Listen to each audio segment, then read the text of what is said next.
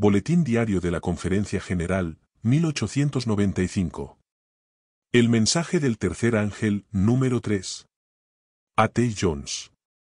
Hemos analizado las evidencias que revelan la existencia y labor activa en Estados Unidos de ambas, la bestia y su imagen. Las dos están esforzándose ahora por alcanzar el poder supremo gubernamental a fin de usarlo con un mismo fin, imponer la marca de la bestia. Nuestro mensaje es lo opuesto a eso. Si alguno adora a la bestia y a su imagen y recibe la marca en su frente o en su mano, él también beberá del vino de la ira de Dios. No obstante, de poco sirve decir a la gente que el curso que están siguiendo es erróneo, a menos que les demostremos que es así. No basta con decírselo, se lo hemos de demostrar por las Escrituras. Por lo tanto, lo que hoy vamos a estudiar es la razón por la que ese asunto es un error. Comenzaremos con Filipenses 3 y 20, nuestra ciudadanía está en los cielos, de donde también esperamos al Salvador, al Señor Jesucristo. Esa es la declaración del Señor respecto a todo cristiano, su ciudadanía está en los cielos. Nuestro estilo de vida, nuestro curso de acción, nuestra conducta, nuestro caminar, están en el cielo. Nuestra ciudadanía, la ciudadanía de todo cristiano, está en el cielo. ¿Qué tiene que ver cualquier ciudadano del cielo, o perteneciente al gobierno del cielo, con los asuntos políticos o gubernamentales de cualquier otro gobierno o reino? De hecho, ¿qué tiene que ver un ciudadano del gobierno que sea, con los asuntos políticos o el manejo de cualquier otro gobierno que no sea el suyo? Aquellos de quienes hemos estado leyendo en las charlas precedentes, profesan ser ciudadanos del reino celestial, profesan estar entre aquellos cuya ciudadanía, tal como dice la Escritura, está en los cielos, no obstante, están continuamente implicándose en el devenir político de los gobiernos de esta tierra. Profesan tener su ciudadanía en los cielos, sin embargo, manejan los asuntos del reino de esta tierra. Pretenden ser ciudadanos del reino de Dios, sin embargo están empeñados en controlar los asuntos de los gobiernos de los hombres. Esa pretensión es insostenible. Si un ciudadano de Gran Bretaña viniera a Estados Unidos conservando su ciudadanía en el gobierno de Gran Bretaña y se inmiscuyera o intentara hacerlo en los asuntos políticos del gobierno norteamericano, sería objeto de repudio por parte de todo ciudadano estadounidense. Poco importa con qué partido decidiera alistarse y trabajar, no se le permitiría. Se le diría, esto no es asunto de su incumbencia. Usted no es de aquí, es ciudadano de otro gobierno. Si las leyes de este país no le parecen bien, nada tiene que hacer al respecto. El sistema político de este país nos complace, y si no le complace a usted, simplemente déjelo en paz o bien abandone la ciudadanía del gobierno al que pertenece para hacerse ciudadano de aquí, y entonces comience a discutir las leyes, la forma en que se las debiera confeccionar y cómo debieran ser. ¿Sabéis que es así? ¿Sabéis que esa es la manera en que sería tratado un ciudadano de otro país por parte de todo ciudadano de este país, si se atreviera a manipular, controlar o tener parte alguna en los asuntos políticos de este país? Lo anterior no equivale a negarle el derecho a vivir aquí, puede hacerlo, pero todos le negarán el derecho, y su propia ciudadanía en otro país le niega el derecho a tener cualquier cosa que ver con la ciudadanía de este país o con sus asuntos políticos. Dado que la ciudadanía del cristiano está en el cielo, ese mismo principio le prohíbe tomar parte en cualquiera de los asuntos políticos de otro gobierno, incluso si se trata del gobierno de los Estados Unidos. Y eso está en la propia naturaleza del tema. Está implícito en el propio concepto de ciudadanía. Ahora, para no dedicar todo el tiempo al mismo texto, si bien los otros van a confirmar la misma idea, leamos en 2 Corintios 5 y 20, somos embajadores en nombre de Cristo, como si Dios rogara por medio de nosotros, os rogamos en nombre de Cristo, reconciliaos con Dios. No se refiere solo al ministro ordenado, pues todo el que recibe la gracia de Dios debe ministrarla, es ministro de esa gracia. Por lo tanto, escrito está, cada uno según el don que ha recibido, ministrelo a los otros, como buenos administradores de la multiforme gracia de Dios. Incluso si el texto estuviera confinado al cuerpo pastoral, no estaría fuera de lugar al respecto de lo que venimos diciendo, puesto que es el ministerio el que lidera toda esta obra de la bestia y su imagen, y quien maneja todo el movimiento, conduciendo a la gente que está a su cargo por esos caminos torcidos e inicuos. Así pues, somos embajadores en nombre de Cristo.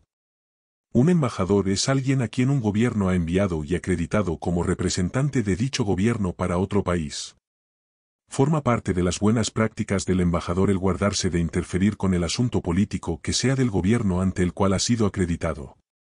Si el embajador de Inglaterra para Estados Unidos que esta noche se encuentra en la ciudad de Washington, o el embajador de Francia, o el de cualquier otro país expresará una opinión acerca de alguno de los asuntos políticos de este país o tomara partido en él, su superior recibiría inmediatamente informes al respecto de que ha dejado de ser una persona apreciada aquí, y se lo llamaría para retirarle esa responsabilidad como embajador. Según mi recuento, lo descrito ha sucedido al menos en 2 ocasiones. En una de las administraciones de Grant, no recuerdo si fue la primera o la segunda, el embajador ruso para este país Katakasi era su nombre se implicó de forma sutil en algún asunto político, algo insignificante en lo que concierne al devenir político, no obstante, fue convocado y cesado inmediatamente. En la primera campaña entre Cleveland y Harrison, el embajador de Gran Bretaña para este país, Sackville West recibió una carta de Murchison, de California, que pretendía, de forma correcta o no concernir solamente algún asunto de Gran Bretaña. Pero la carta contenía ciertas cuestiones y observaciones relativas a temas de actualidad en la campaña presidencial. El embajador de Gran Bretaña respondió a la carta, expresando su opinión. Aquella respuesta terminó haciéndose pública, y se envió inmediatamente una comunicación a la corte de St. James solicitando su cese, que no tardó en hacerse efectivo. Cito lo anterior como mera ilustración de los principios reconocidos aplicables internacionalmente a los embajadores. Somos embajadores en nombre de Cristo.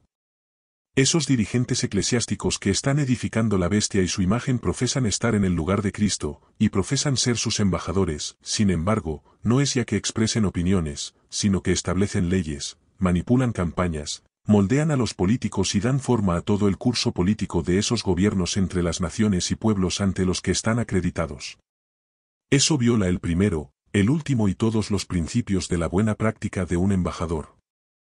Tenemos pues aquí 2 razones diferentes dadas en estas 2 escrituras, el mismo principio expresado de 2 maneras, que demuestra que el curso de acción que han tomado esos 2 profesos ciudadanos del reino celestial, esos 2 profesos embajadores de Cristo, es totalmente erróneo. Y nuestra predicación del mensaje y la advertencia contra adorar a la bestia y a su imagen, contra los males que son sencillamente el resultado de violar los principios aquí delineados, nuestra oposición a eso, nuestra advertencia en contra de ello, debe serlo por principio y no simplemente en teoría, no simplemente por política. Nuestra proclamación en contra de ello carecerá de todo valor a menos que esté fundada en el principio y sea leal al principio. Si consideramos solamente en teoría que eso está equivocado y hacemos nuestra proclamación en contra, incluso siguiendo las palabras de la Escritura, pero nosotros mismos violamos en la práctica el principio, nuestra proclamación carecerá de valor alguno. Nuestra conexión con ello lo ha de ser con el principio, y eso según el principio y en lealtad al principio. Y ha de ser de corazón, no una mera teoría o un simple asentimiento. Los principios de Jesucristo hablan al corazón. Asientan en el corazón y tienen solamente valor en la medida en que asientan en él. Si no llenan el corazón, aquel que profese esos principios los violará en sus acciones aun siendo adventista del 7º día. Nuestra ciudadanía está en los cielos. Entre todos los pueblos, nuestra ciudadanía está en los cielos, de donde también esperamos al Salvador, al Señor Jesucristo. Juan 6:36. Mi reino no es de este mundo, si mi reino fuera de este mundo, mis servidores pelearían para que yo no fuera entregado a los judíos, pero mi reino no es de aquí. Si su reino fuera de este mundo, ¿por qué reino lucharían sus siervos? Por un reino de este mundo. ¿Por qué reino contenderían? ¿Para quién trabajarían? Para el reino de este mundo. Por consiguiente, aquel que lucha por un reino en este mundo, que contiende por supremacía y poder en un reino de este mundo, que se esfuerza por un lugar en un reino de este mundo, niega su conexión con el reino de Jesucristo, cuyo reino no es de este mundo. Pero eso es lo que están haciendo quienes lideran el movimiento del que hemos estado leyendo en las 2 ponencias precedentes. Procuran tomar posesión de los reinos de este mundo, o regir los gobiernos de este mundo y luchar denodadamente por los gobiernos de este mundo. Se esfuerzan por alcanzar los puestos y lugares de influencia en los gobiernos de este mundo. En consecuencia, están proclamando de la forma más enfática que son de este mundo y que no pertenecen de modo alguno al reino de Cristo. En Lucas 22, 24-26 se encuentra otra escritura relacionada con lo mismo. Hubo también entre ellos una discusión sobre quién de ellos sería el mayor.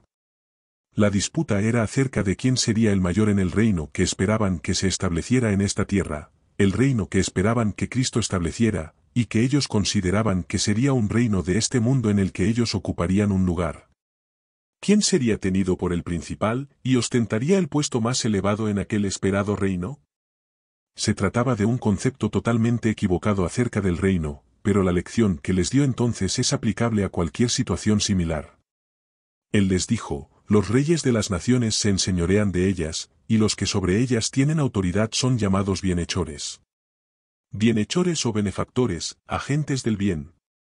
Eso es lo que esos dirigentes eclesiásticos pretenden ser, agentes en pro del bien del país, de la gente, agentes dedicados a la redención de las ciudades, estados y naciones. Hoy se los podría llamar benefactores o bienhechores. Pero no así vosotros. ¿Por qué no? Se enseñorean sobre los demás y ejercen autoridad sobre ellos, pero no así vosotros. No ejerceréis autoridad sobre otros ni os enseñorearéis sobre nadie en la iglesia, que es el lugar al que pertenecéis, cuanto menos sobre la gente de un lugar al que no pertenecéis de modo alguno. Veamos otro versículo en relación con el que comentamos anteriormente: mi reino no es de este mundo. Con gozo daréis gracias al Padre que nos hizo aptos para participar de la herencia de los santos en luz. Él nos ha librado del poder de las tinieblas y nos ha trasladado al reino de su amado Hijo. Col 1, 12-13. Queremos ahora estudiar el contraste entre esa luz y las tinieblas. Él nos ha librado del poder de las tinieblas. No se trata simplemente del poder que las tinieblas ejercen sobre nosotros, la idea es que nos ha librado del dominio, de la autoridad, del gobierno de las tinieblas. Nos ha librado de estar bajo la jurisdicción del poder de las tinieblas y nos ha trasladado al reino de su amado Hijo. Leemos ahora en Efesios 6, 10-12. Por lo demás, hermanos míos, fortaleceos en el Señor y en su fuerza poderosa. Vestíos de toda la armadura de Dios, para que podáis estar firmes contra las asechanzas del diablo, porque no tenemos lucha contra sangre y carne, sino contra principados, contra potestades, contra los gobernadores de las tinieblas de este mundo. Encontramos aquí definidos el dominio, la autoridad y el gobierno que rigen en las tinieblas de este mundo. Se espera que contendamos en su contra. Y solo pueden contender exitosamente los que han sido librados del poder de esas tinieblas y han sido trasladados al reino de su Hijo amado. No estoy diciendo con esto que los reyes y otros gobernantes de este mundo sean los gobernadores de las tinieblas a los que el texto se refiere. No es esa la intención al citar el texto. Todos sabemos que los referidos gobernadores de las tinieblas son los poderes espirituales de las tinieblas. Pero el texto dice que esos poderes espirituales son los gobernantes de las tinieblas de este mundo. Por consiguiente, afirma que este mundo está en tales tinieblas y es de esas tinieblas, y en ello muestra que los reinos y los gobiernos de este mundo están en y son de las tinieblas. Es con esa intención que cito el texto. Leamos ahora Efesios 5, 8. En otro tiempo erais tinieblas, ¿cuándo?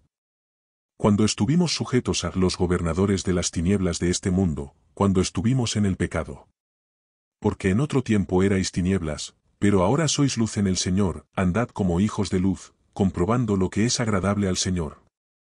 Los gobiernos, las naciones, las organizaciones políticas, lo son solo de este mundo y solo a él pertenecen.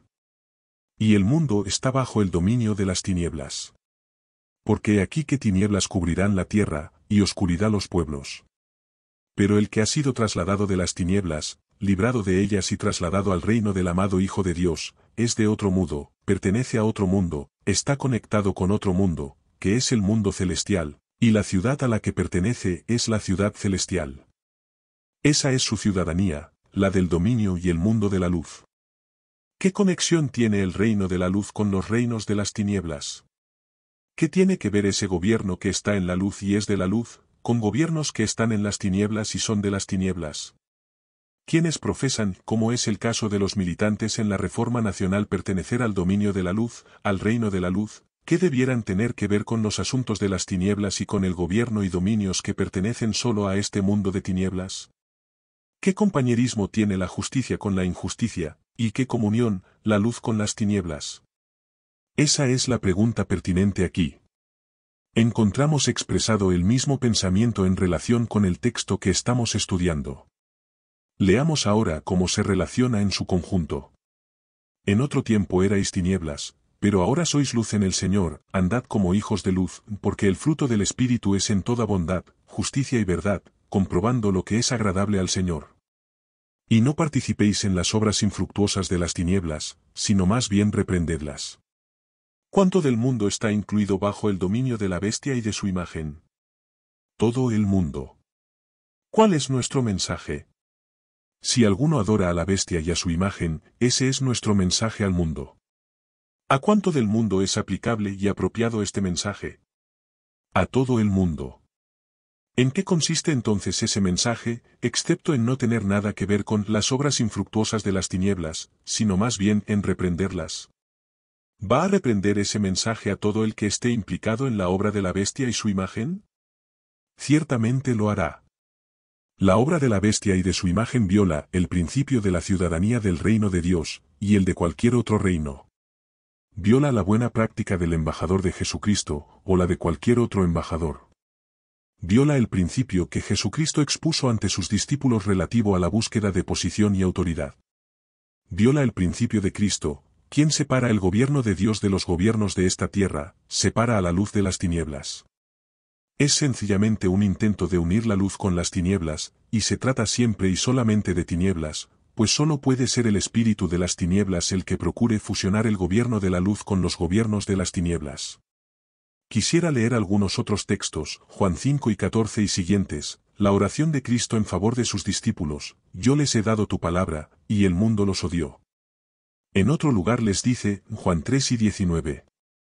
Si fuerais del mundo, el mundo amaría lo suyo, pero porque no sois del mundo, antes yo os elegí del mundo, por eso el mundo os odia. Acordaos de la palabra que yo os he dicho, el siervo no es mayor que su señor. Leamos ahora el versículo 18, si el mundo os odia, sabed que a mí me ha odiado antes que a vosotros. En otro lugar encontramos la declaración de Cristo, no puede el mundo odiaros a vosotros, pero a mí me odia, porque yo testifico de él, que sus obras son malas. Cuando la bestia y su imagen gobiernen el mundo, y aquí hay alguien dando testimonio de que sus obras son malas, ¿qué va a resultar? Que este pueblo será odiado. Pero si uno no testifica al mundo de que sus obras son malas, ¿lo odiará el mundo? No, el mundo ama lo que es suyo.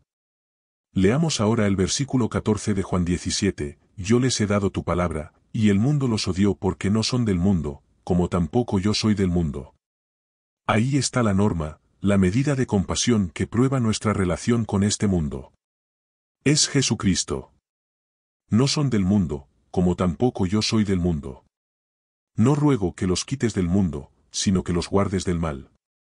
No son del mundo, como tampoco yo soy del mundo. Los líderes eclesiásticos de la Reforma Nacional profesan no pertenecer a este mundo. Si tal profesión fuera auténtica, respecto a los asuntos gubernamentales en la tierra se comportarían como lo hizo Jesucristo cuando estuvo en este mundo. De eso venimos hablando. La bestia y su imagen pertenecen al mundo. Si esos dirigentes eclesiásticos estuvieran en lo correcto, si fueran de la verdad, si pertenecieran a la verdad de Cristo, entonces no serían del mundo y no interferirían ni participarían de los asuntos de este mundo, ni procurarían tampoco controlar los asuntos políticos más de lo que Cristo lo procuró en el mundo. ¿Hasta qué punto fue así? Jesús no se implicó jamás, no había en su tiempo males en necesidad de corrección, no había males en el gobierno civil, no había males en el gobierno de las colonias, no los había a nivel del gobierno imperial. ¿Por qué no se dispuso a redimir a Jerusalén y a Roma mediante la acción política en el mundo? Porque él no era de este mundo. Por lo tanto, en la medida en que esos líderes están implicados en tal acción política, demuestran que no son de Cristo ni pertenecen a la verdad de Cristo, sino que son de este mundo. Y siendo que son de este mundo mientras profesan el nombre del cristianismo, lo que pretenden es ejercer el cristianismo según el molde y forma de este mundo, en eso consiste el anticristo. Leamos un texto que contiene una declaración definida al respecto. Está en Lucas capítulo 12, versículos 13 al 21, le dijo uno de la multitud, Maestro, di a mi hermano que parta conmigo la herencia. Vemos aquí a un hombre cuyos padres habían dejado una herencia al morir. Aparentemente su hermano no la había repartido como debía, y el perjudicado solicitó a Jesús que hablara a su hermano y lo amonestara a proceder justamente. Eso equivalía en esencia a pedir a Jesús que ocupara la posición de un magistrado o árbitro en los asuntos de este mundo, en relación con asuntos que pertenecen al gobierno de este mundo, sentándose como juez del caso a fin de decidir lo que era correcto y disponer que se actuara en consecuencia. Se trata de un caso en el que se encuentra implicado el principio y las evidencias que hemos estudiado en las dos presentaciones precedentes. Pero él le dijo, Hombre, ¿quién me ha puesto sobre vosotros como juez o partidor? Él le dijo, no se lo dijo solamente a él, a partir del hecho, Cristo iba a dar una lección a todos los demás. Mirad, guardaos de toda avaricia, porque la vida del hombre no consiste en la abundancia de los bienes que posee. También les refirió una parábola, diciendo: La heredad de un hombre rico había producido mucho. Y él pensaba dentro de sí, diciendo, ¿qué haré? Porque no tengo dónde guardar mis frutos. Y dijo, esto haré, derribaré mis graneros y los edificaré más grandes, y allí guardaré todos mis frutos y mis bienes, y diré a mi alma, alma, muchos bienes tienes guardados para muchos años, descansa, come, bebe y regocíjate. Pero Dios le dijo, necio, esta noche vienen a pedirte tu alma, y lo que has guardado, ¿de quién será?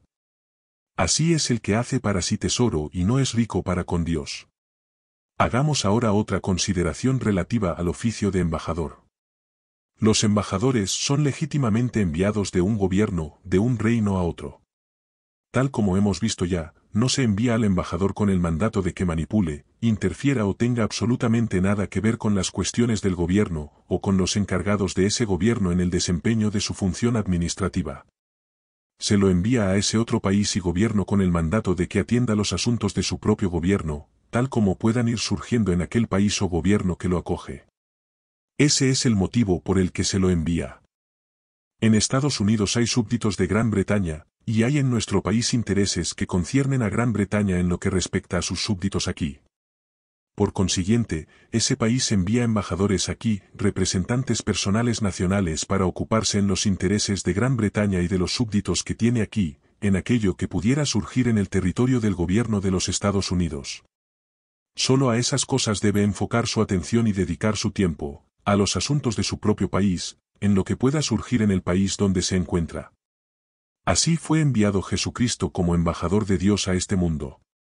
Estuvo en el país de Judea, bajo el gobierno, dominio y jurisdicción de Roma.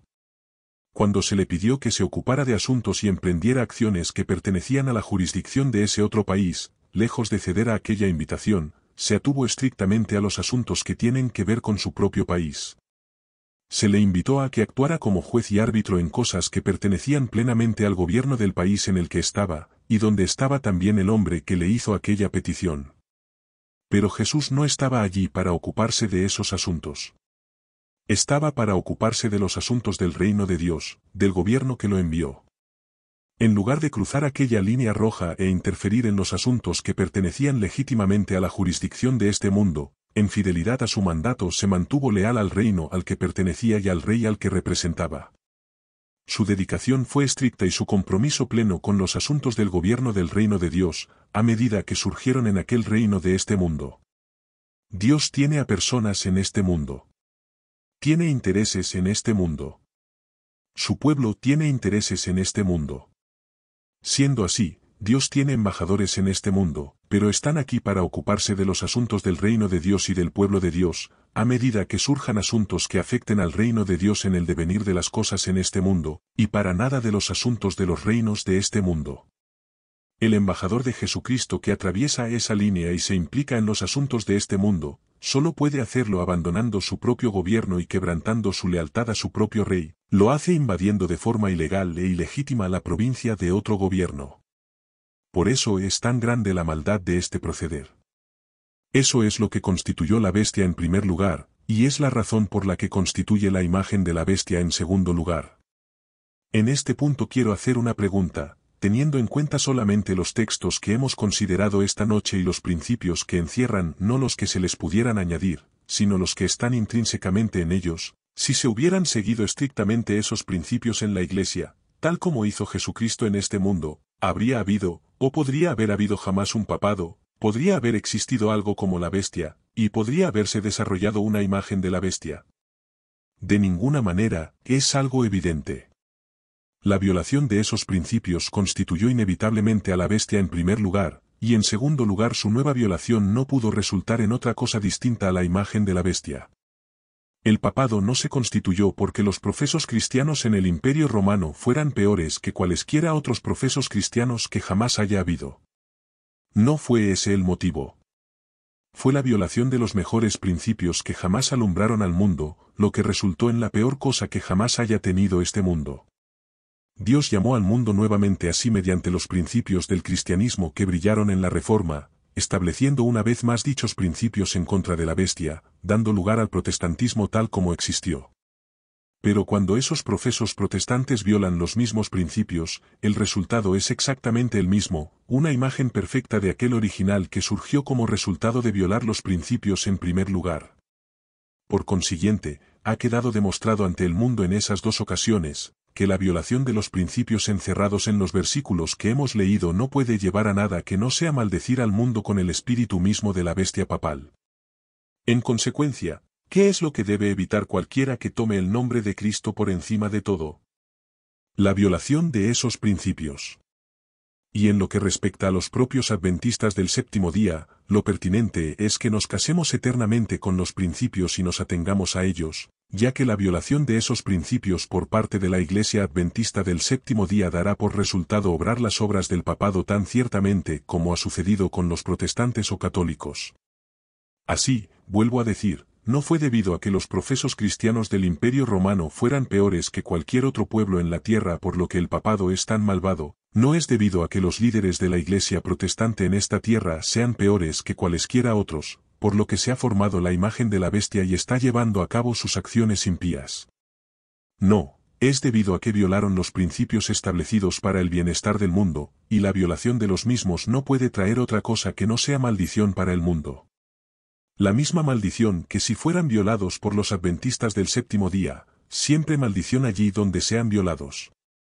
Un texto más, y habremos de poner fin a este estudio tras haber alcanzado aproximadamente su mitad, Juan 17, 9, yo ruego por ellos. Ellos son sus discípulos, de quienes dijo al Padre, tú me los has dado. Yo ruego por ellos, no ruego por el mundo. Por lo tanto, puede esperar los beneficios de esa oración aquel cuyos afectos y foco de atención, aquel cuya obra y acciones se centran en este mundo, aquel que se implica en los asuntos de este mundo. No, ciertamente.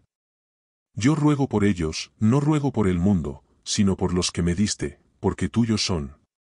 Me los diste sacándolos del mundo. Oro por ellos. No pertenecen al mundo, como tampoco yo pertenezco al mundo. Así, cualquiera que espere obtener el beneficio de esa oración ha de estar separado del mundo, de las cosas de este mundo, de los asuntos de este mundo, debe mantener sus afectos separados de todo lo que esté o sea del mundo, tan cierta y enteramente como el propio Jesucristo, dado que no son del mundo, como tampoco yo soy del mundo. 3 Libros1888.com